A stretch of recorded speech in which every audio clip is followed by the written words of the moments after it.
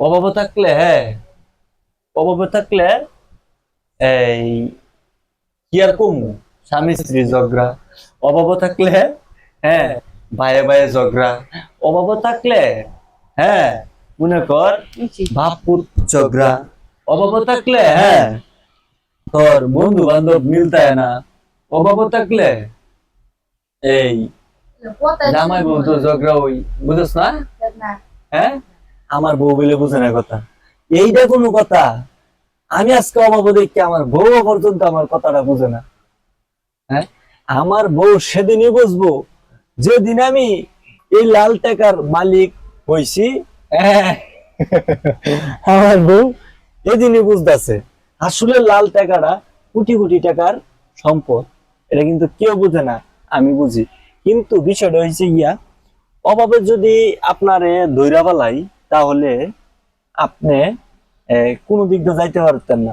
না পারবেন সংসার ছেড়ে যাইতেন, না পারবেন ভাই আত্মীয় স্বজন।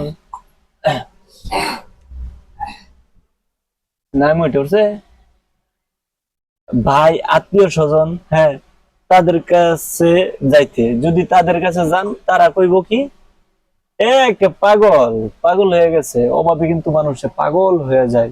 কিন্তু এই জিনিসটি বুঝতে হইব, অভাব এরকম একটা জিনিস, এটারে আড়ায়া চলতে হইব। ঠিক আছে? মানুষের চিরজীবন, চির চির দিব চির দিব চির চির কিনা চির জীবন। হ্যাঁ ঠিক আছে। কথার মধ্যে মানে লেখাপড়া কম করছি কিন্তু কথাটা আইতো না। বেশিরভাগ ওই ছোটকালে থেকে মনে করেন এই কাজ কাম করি, মাথার পূজা মুজা টানছি, চেপটা লেগে গেছে গা। জিরবা বিরবা ঘুরে না, সবসময় পূজা আছেন। জিরবা গিয়া চাপ লেগে থাকছে দোতলার লগে, অপতলার লগে চাপদা ছিল।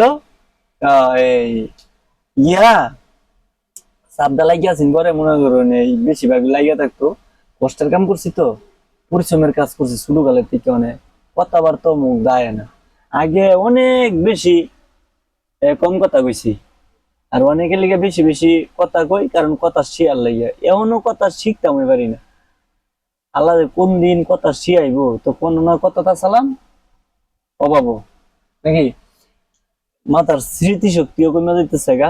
হ্যাঁ মানে শুধু এই অভাবে না, অভাবের কথাটা সালাম। যদি অভাব থাইকা থাকেন তাহলে মনে করেন আপনি অনেক ভালো আছেন। মনে করবেন আপনি অনেক ভালো আছেন নাকি? তো আপনি যদি অনেক ভালো চান, অভাব থাইকা কি কইতাছি? হ্যাঁ হপ, তো যদি